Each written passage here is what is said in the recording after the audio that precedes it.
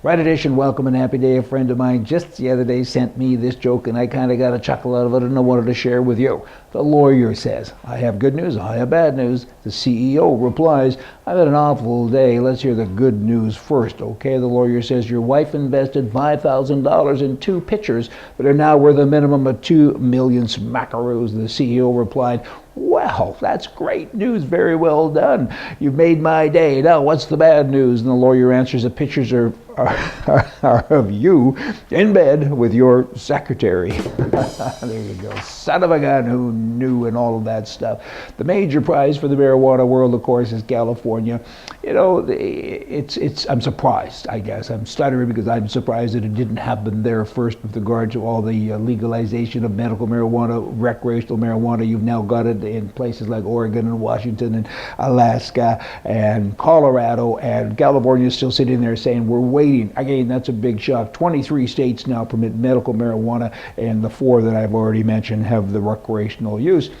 You know, it sounds simple when they pass those laws, but then it kind of gets into the complicated part because now you got forms to fill out, you got bureaucrats to deal with it. I know of guys personally that have been in the process now for years, and it's painful, and they've bored from everybody they can, and they're still waiting for somebody to respond to their latest, question or to an answer from the previous question. So it's a little onerous, but at the end of the day, I suppose it'll be profitable, and hopefully they all know what they're doing. The Moncton Mountie killer. That would be in Canada.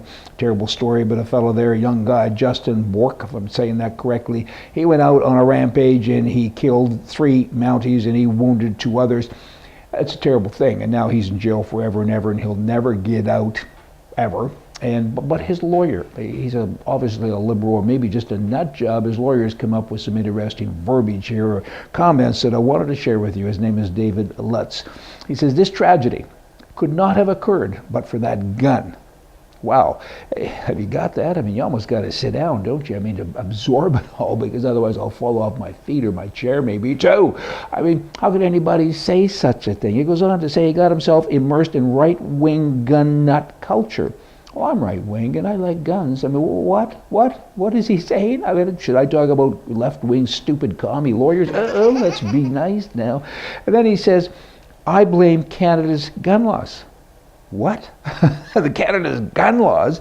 Is there a law that says you can go around murdering policemen? I didn't know that. This is a gun that was used by snipers. People in Canada don't need those kinds of guns. Okay.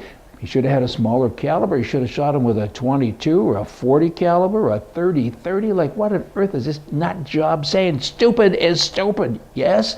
And he would kind of be one of them. You got a bad guy. He went out and did bad things. He would have used a machete if they couldn't find a gun, or if he couldn't. I mean, good grief. It's people like that that screw up the whole system. Just saying. Stupid thief file. Lighten up now. Here we go. There's a couple that met on meetme.com. They had a pleasant conversation, and so finally they agreed to meet in a really romantic spot. Don't know why. In the Arby's parking lot at 10 p.m. Son of a gun. Anyway, she arrived. She got into his car. They had some identification process established, obviously, and then they pulled around, went through the drive-thru, and he bought her a milkshake, got the change, put his wallet up on the console of the car, and she grabbed the wallet, jumped in the car, ran away. So much for that first date. And I think she left her milkshake behind. There's a double duh. In any event, this guy kind of astounded, so he got himself together and he took his cell phone. He still had that, fortunately. Called the police, 911, and they came over, got all the information, and he had her cell number. So gave it to the police, of course, and they phoned her cell. She answered, and they said, would you come and meet us at the Arby's parking lot at 1 p.m. or 1 a.m. tonight? She did. Stupid thief, don't you know? So in any event, when she came, they arrested her, took her back to her apartment, found all kinds of drugs and drug things all over, and guess where she is now? That's right, she'd be in jail. GOP.com, the grand old party, the Republican Party, they sent this email out to all of the folks like myself, and it's kind of short and sweet. After the Senate victory, Brian, it's how we fought that helped us win this election, but it's what we fought for that secured our victories. Game, very short, very sweet, but I like it. Senator Majority Leader Harry Reid. He spent a lot of his time in this last election attacking the brothers Charles and David Koch. They're billionaire brothers. They donate all kinds of money to right-wing causes, Republican, Libertarian, and so on. Hey, send me a check. I lost my train of thought there. I got talking about myself. A moment of greed there. I'll come back to it. In any event, what this guy really did, Harry Reid, is he kind of elevated them. You know, so many people hadn't heard of them, and all of a sudden they were hearing about them, and I think it went against them. But the interesting part isn't that so much as when you attack someone who you perceive as, you know, maybe hurting you. What about all the guys that are doing the same thing in your camp? I mean, there's no billionaires in your camp, Harry Reid, in the left-wing commie camp? Kind of there is. Here's one, Michael Bloomberg.